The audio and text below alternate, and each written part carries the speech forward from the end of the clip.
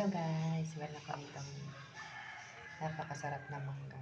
Actually, isa siyang pangalan na is mango Indian. Yan guys, so palipitan ko sa inyo. Yan. Maliit na bilog, pero may mas malaki pa dito. Pero ito small mango Indian lang siya, pero masarap siya guys kasi matamis na matamis. So, akin siyang binaltang kanina at ngayon ay ate siyang gagawing itlitin. Ginaganyan ko yan siya guys. So, ginaganyan ko siya kasi gagawin ko siyang ulam. Masarap din siyang pang merienda at i-partner ko sa anak ng pag-uok. Itlitin ko lang siya guys. Masarap kasi pag ginaganito yung gila niya. I-slice siya ng ganyan ng itlit para siyang ginagawa ko siyang kanin. So kasi may nagbebenta kasi dun sa amin na naglalako din ng mangga tuwing gabi.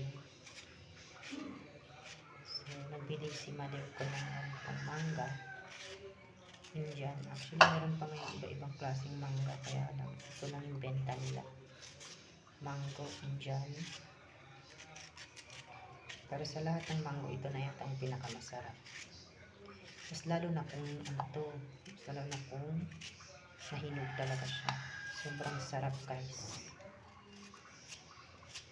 Yan.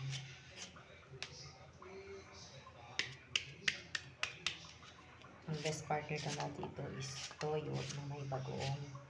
Pero wala man ako nakabili ng bagoong, so toyo na naglalagay ko. Masarap naman yun. Toyo na may sugar. Kasi balance. Okay naman din kahit wala ng sugar kasi matamis naman siya daan. So toyo na lang. Pero ang best part na dito is bagoong na may toyo guys. So ayan. Buto na lang siya. So another one na naman.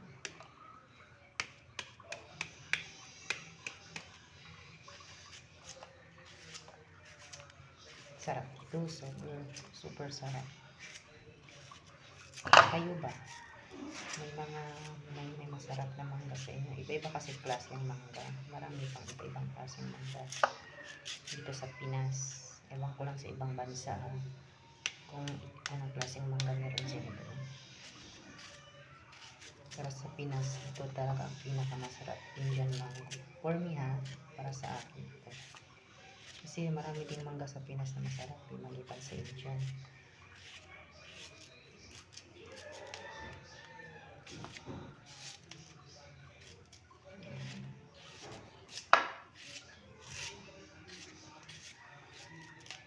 Excited na ako magkain. Siyempre, titirahan ko nito yung alaga. May paborito din ito mangga. Alam mo kung babae, pero sister siya ngayon. Kasi exam day. So, second day of exam nila ngayon. So, itirahan ko na lang siya ngayon.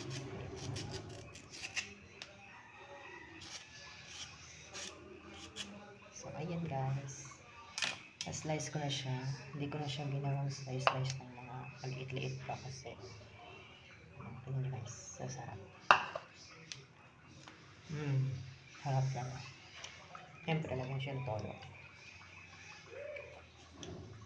Para maging balanse ang kanyang tamis tsaka alat. Para may makaramdamin tayo ng konting alat. So, kuha ko lang kutsara. Mekos lang natin siyang ganyan. Mekos. Para magkaroon ng lasa. Magkaroon ng kunting alat ang mangga. Para mix na matamis sa mag-alat. Yan yung kulay guys. Kanina yellow siya. Ngayon nakasanay tayo. Pero napakasarap guys. Super.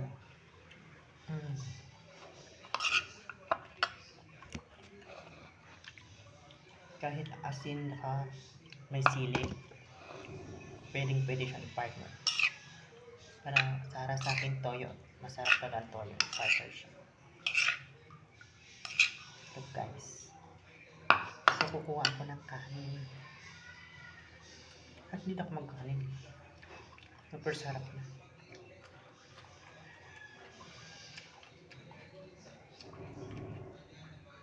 Kasi lang, dapat to, may sili siya.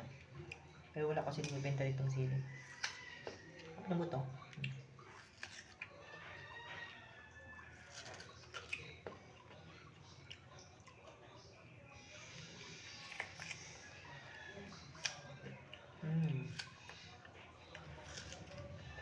Ang sayang.